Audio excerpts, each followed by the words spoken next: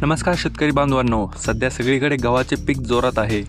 काही ठिकाणी गहू पोटरीत आहे, तर काही ठिकाणी ओंब्या बाहेर पडण्याच्या तयारीत देखील आहेत. ही पिकाच्या आयुष्यातील सर्वात महत्त्वाची वेळ असते. या काळात आपण दिलेले खत आणि औषधे थेट उत्पादनावर परिणाम करतात, पण अनेकदा महागडी औषधं वापरूनही अपेक्षित रिझल्ट मिळत नाही. म्हणूनच आपण काही वैज्ञानिक पण सोपे उपाय पाहणार आहोत. तर तुमचा गहू जर पिवळा पडला असेल तर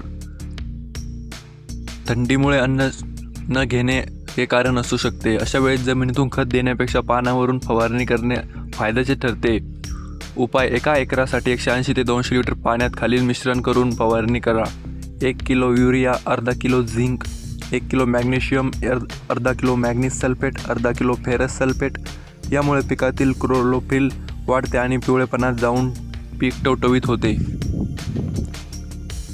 आणि जर तुमचा गहू गाभा अवस्थेत असेल तर जेव्हा गहू 65 ते 75 दिवसांचा असतो तेव्हा ओंबी खोडात तयार होत असते, तेव्हा पिकाला ताकदीची गरज असते. उपाय: यावेळी एकरी 10 ते 15 किलो कॅल्शियम नायट्रेटसोबत थोडा युरिया मिसळून जमिनीत द्यावा.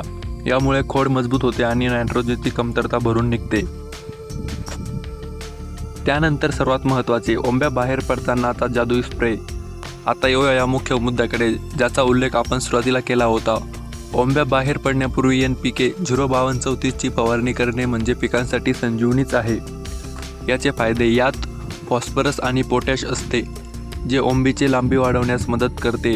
दाणे टपोरे आणि चमकदार होतात. अचानक वाढणारे तापमान किंवा बदलत्या हवामानाचा पिकावर ताण येत नाही.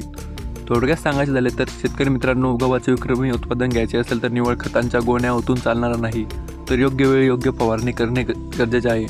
वर दिलेले उपाय अगदी कमी खर्चाचे आहेत, पण त्याचा परिणाम तुमच्या खिशात येणाऱ्या पैशावर नक्कीच दिसून येईल. धन्यवाद. आणि अशाच नवीन आणि महत्त्वाच्या माहितीसाठी आताच आपल्या ॲग्रो एक्सप्रेस मराठी या चॅनलला सबस्क्राईब करून ठेवा. भेटूया लवकरच पुढच्या व्हिडिओत. जय जवान जय किसान.